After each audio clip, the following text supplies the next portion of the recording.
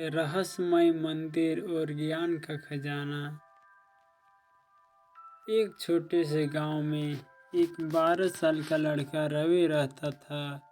रवि की एक खासियत थी, उसकी कल्पना शक्ति उसे ऐसी कहानियां बुनती आती थी कि हर कोई चकित रह जाता। एक दिन गांव के पास के जंगल में एक अजीब आवाज़ सुनाई दी। लोग कहते थे कि वहाँ एक प्राचीन मंदिर है जहाँ वर्षों से कोई नहीं गया। रवि के मन में जिज्ञासा जगी और उसने तय किया कि वह उस मंदिर तक जाएगा। उसने अपने दोस्त मोहन को भी साथ चलने को कहा और दोनों ने सुबह तड़के निकलने की योजना बनाई। अगले सुबह रवि और मोहन गांव के किनारे से जंगल की ओर बढ़े।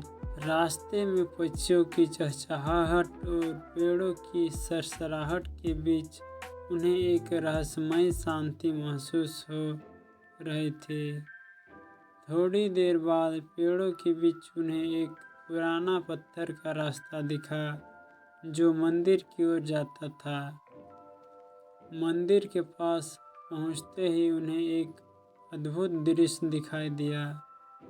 मंदिर की दीवारों पर रहस्यमय चित्र बने हुए थे, जिनमें से एक में एक राजा, एक राक्षस और एक मणि का चित्रण था।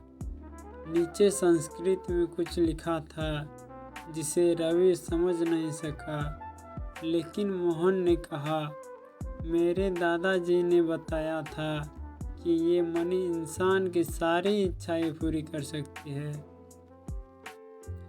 दोनों के मन में डर और उत्साह दोनों ही थे। फिर भी उन्होंने मंदिर के भीतर कदम रखा। अंदर एक बड़े हॉल में एक चमकती हुई मणि रखी थी। जैसे ही रवि ने मणि को छूने की कोशिश की, अचानक एक गहरी आवाज़ गूंजी, इस मणि को पाने के लिए सच्ची दिल और नियत का होना जरूरी है। रवि और मोहन पीछे हट गए। रवि ने साहस करके कहा, हम मणि का लालच नहीं करते, हमें बस यह जानना था कि इसकी सच्चाई क्या है। हम इसे छुए बिना ही खुश हैं। अचानक वह गहरी आवाज़ फिर से गूंजी और मंदिर का सारा वातावरण बदल गया।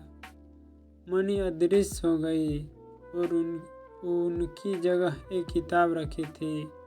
किताब पर लिखा था, सच्ची शक्ति ज्ञान में है, लालच में नहीं। रवि और मोहन ने वह किताब उठाई और मंदिर से बाहर आ गए।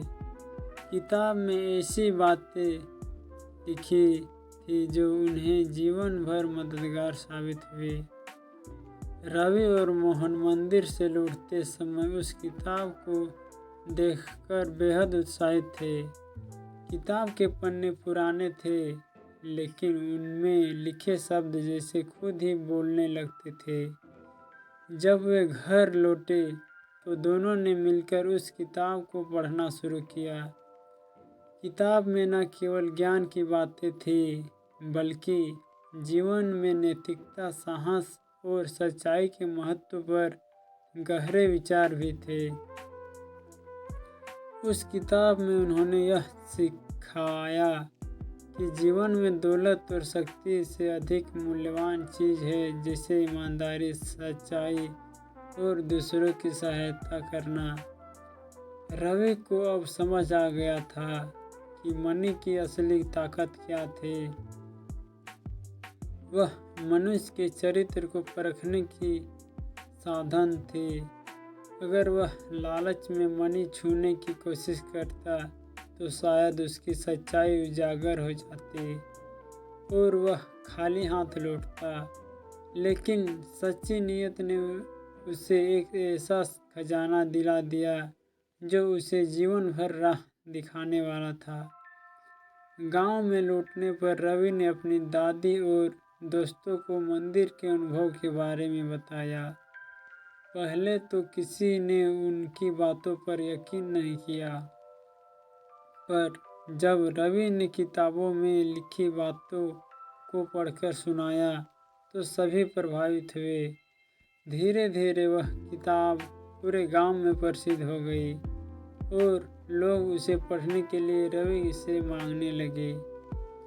कुछ ही समय में रवि और मोहन पूरे गांव में ज्ञान बांटने लगे और गांव के लोग भी उनके बताए गए मार्ग पर चलने लगे।